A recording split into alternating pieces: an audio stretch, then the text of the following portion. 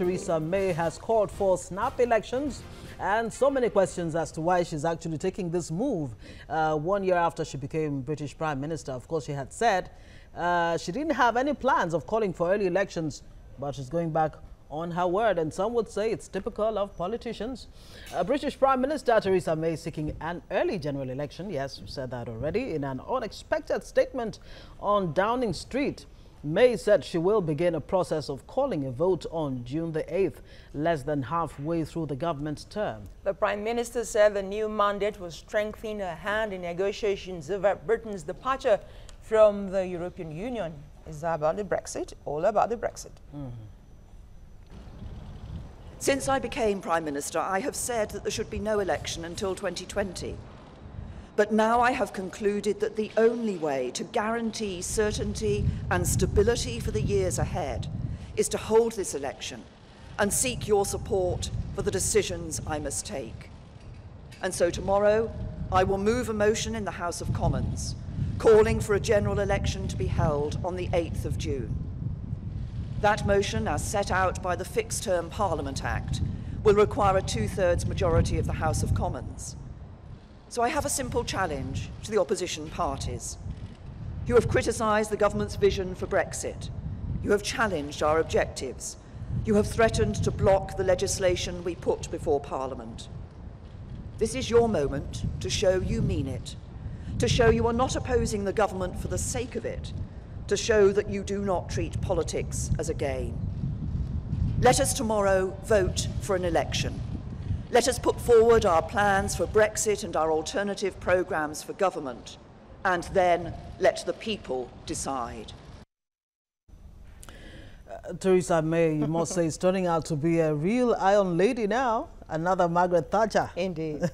Well, joining us on Skype is Uche Igwe, a Senior Research Fellow, Sussex University, United Kingdom. Good morning, and thanks for joining us, Uche Igwe.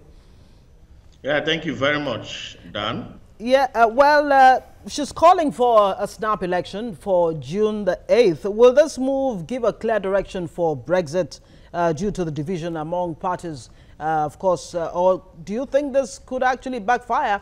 In her words, she's saying only to guarantee stability and safety for the years ahead.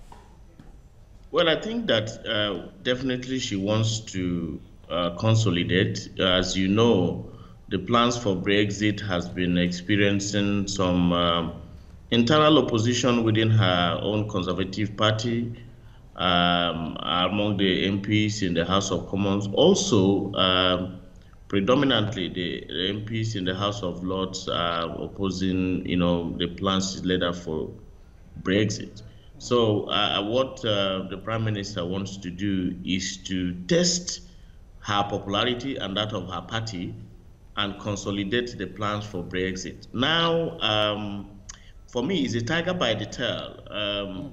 I think her confidence is drawn from several things. As you know, the Labour Party, is struggling with sort of their own internal crisis and fragmented leadership. So I think that the feeling is that for instance, her proposal today will succeed. As you know, the Labour leader has indicated that the Labour Party supports the proposal for the elections. Yes. But what one cannot confirm is whether the Labour opposition will be able to muster, enough votes to defeat the incumbent Prime Minister. All right, so Uche, what is like clear you know, today, she will have support both from her own party and from Labour Party, even from the Liberal Democrats. all right, So, Uche, let me interrupt you. Like you know, or alluded to, the job cut out for Theresa May trying to fix an election earlier than scheduled is for her to repeal the law of Fixed Term Parliament Act, which is a big deal. Now, if you told the majority of the House of Commons, maybe that will be fine. But what about the House of the Lords? Well, as you know, the coalition government, enacted a legislation that can allow her to call for an early election. So I think she's in line, but the condition is that she would have to get 2/3 majority at the House of Commons, which is likely to be the case today. And I tell you why. because both the Liberal Democrats and the Labour Party members, are not likely to oppose her. So she's going to have her way today, and the elections, will hold on June the 8th. Because as you know, what she just has the Conservative Party has just 330 seats, and with the support of the Labour Party, which is very likely today, she would get to third majority to proceed with the elections. So yes, she will succeed with the move to have an elections. What is not clear is that, whether those who are opposed to her plans for Brexit, will be able to muster enough majority to defeat her. Because the case is that this is an acid test for the whole Brexit proposal, and to clear, the controversies surrounding, the referendum of last year, and then for her party to consolidate. Yeah, so it might just be a winner takes all for the Conservatives then. But this looks like a gift to Scotland. Nicola Sturgeon thinks it will be an easy sale for moving out of the United Kingdom. Yes, I think that what it will introduce, as you know, the Scotland and most of the Scottish MPs did not support the plans for Brexit. They still support, to stay back in the European Union. So I think that what is likely to trigger is a fresh referendum, for Scotland to also try to find if, they can, leave the United Kingdom, leave the Union. So the likely thing is that this election, the position of the Scots, are very clear. They want to remain in the European Union. So what this will trigger most likely is another referendum, for the Scots to try to leave the United Kingdom. And the likelihood is that they will leave this time. Yeah. Uche, just hold on for us. We're going on a short break, and when we come back, we'll continue this discussion. Stay with us.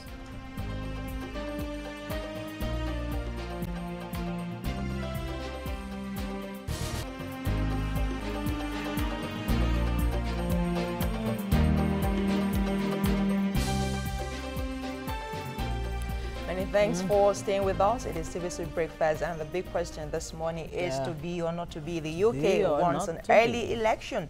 Theresa May has made that clear, and today she's going to seek for 2/3 of majority from the House of Commons. And according to our guess, it's likely she's going to get it. Will she get that? Well, okay, you're optimistic. Some people may not be as optimistic as our guest here, who is a senior research fellow with Sussex University. We're talking about Uche Igwe. Uche, let's go back to the issue of Brexit. You're very optimistic that Theresa May will get this. If the Conservative Party, if it loses this election, what do you think will be the future of Brexit?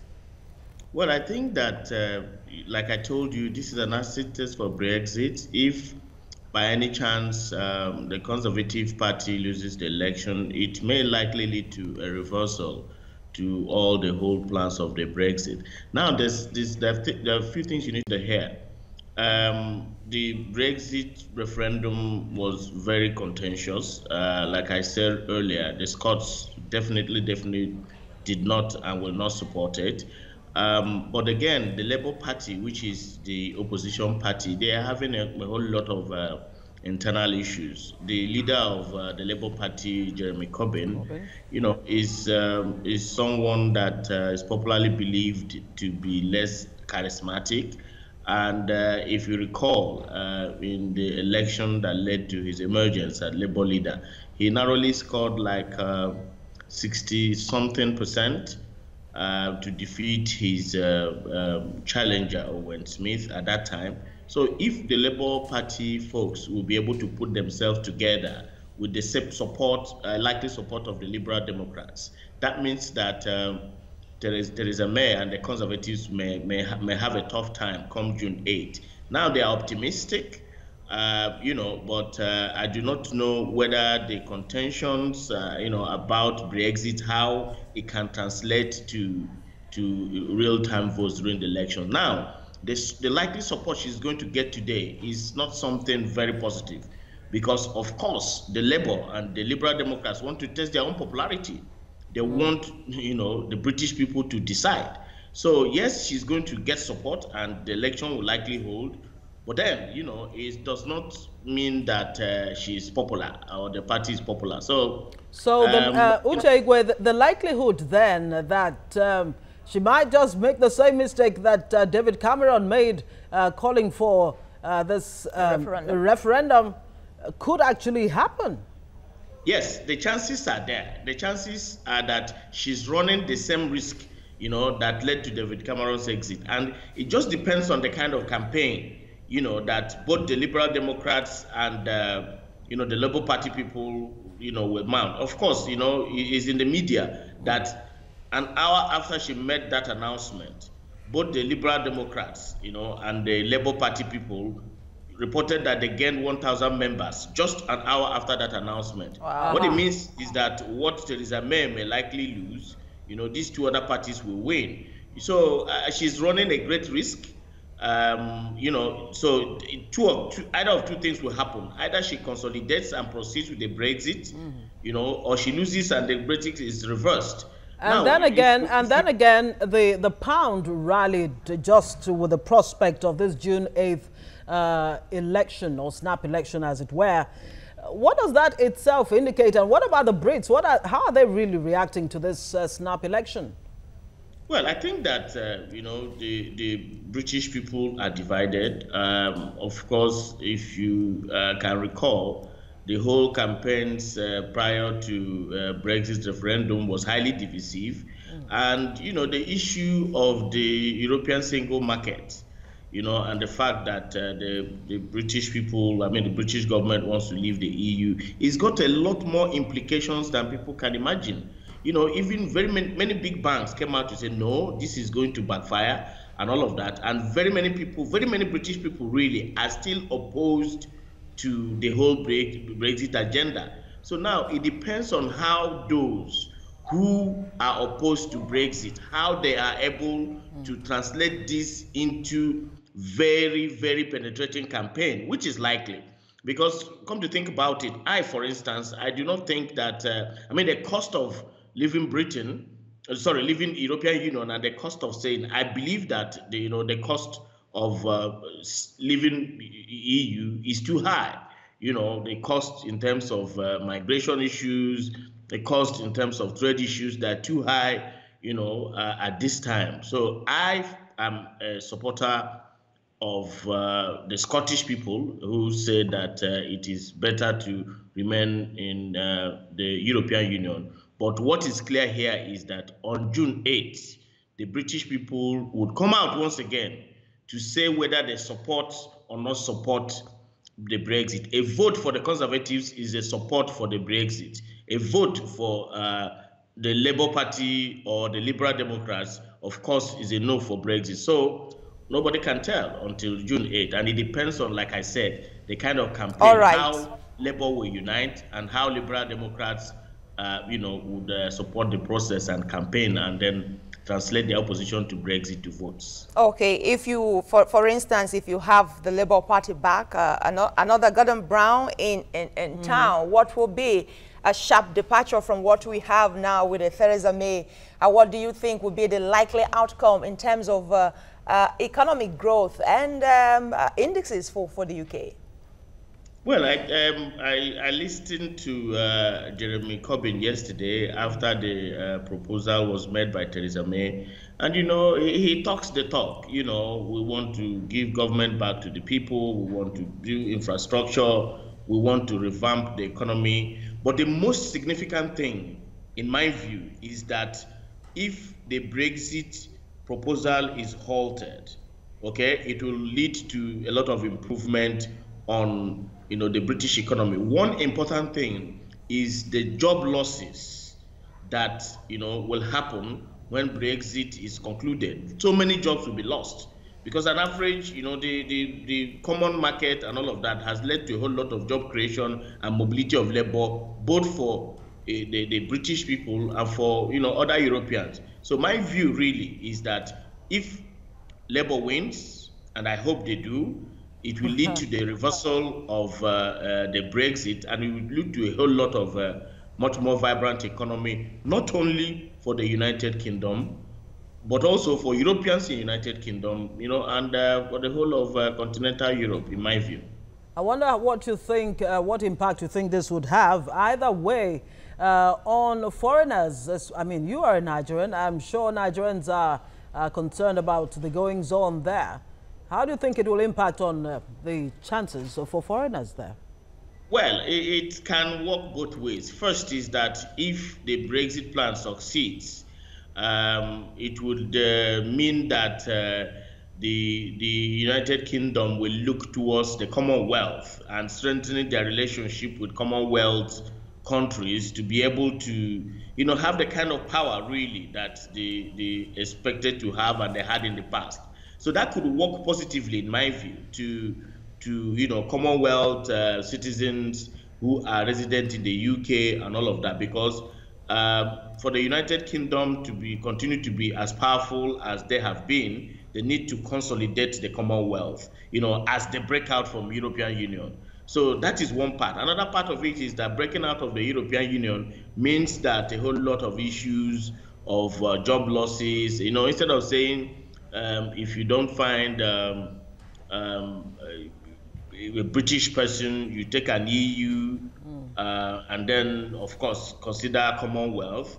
Maybe, for instance, you say, well, if you don't find a British person, you take any other person. Again, that can work positively for qualified migrants, again, from the Commonwealth. All right. But there are discussions that the whole Brexit thing is inspired by divisive tendencies, and protectionism. Say it again. Protectionism that seems to be and all of wind that. blowing everywhere.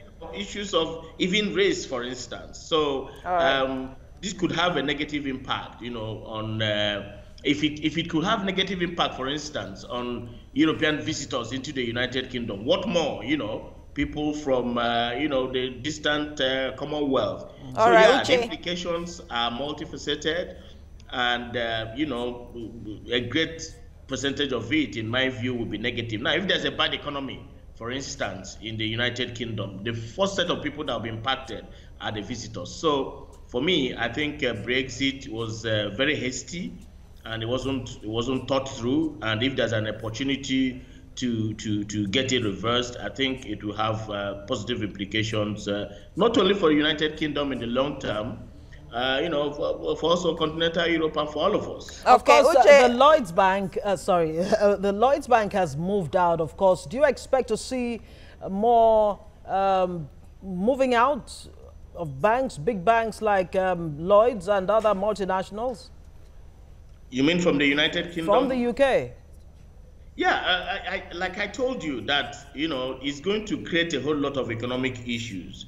And if you notice, so many big banks came out to warn that, Brexit was not going to be the best, policy option, especially as it relates to the economy. So I think that, optimists, that, Theresa May just be walking into another landmine, just like her predecessor, who believe that, it is likely that, conservatives lose this election, and this whole, permit me to use the word brouhaha and opera of the Brexit should end.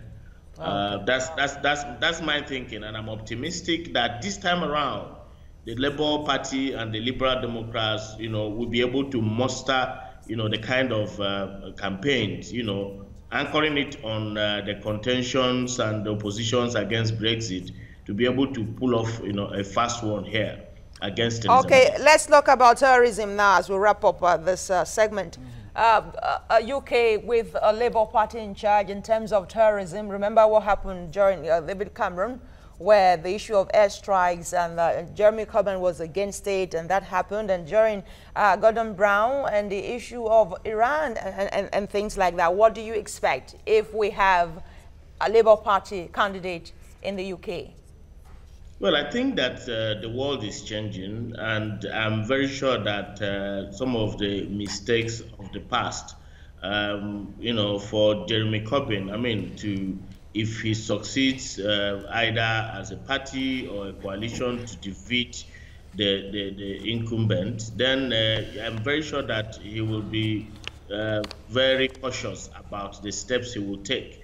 You know, there are so many things, very many things, if you ask me, have been overtaken. For instance, I see a likelihood of very contentious relationship between if the Labour government succeeds, and for instance, the US government under Donald Trump. So, you know, it's going to be very interesting how things will turn out, but I'm certain that you know, Jeremy Corbyn will likely do things slightly differently from his predecessors.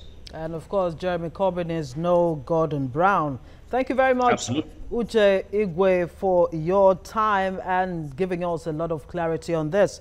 Senior Research Fellow there at Sussex University, United Kingdom. Thank you so much. Yeah, thanks. I appreciate it. All right, we'll take a short break, and when we come back on the dot of 8, it will be time for the news update with Fadeshola Shotinwa. Stay with us.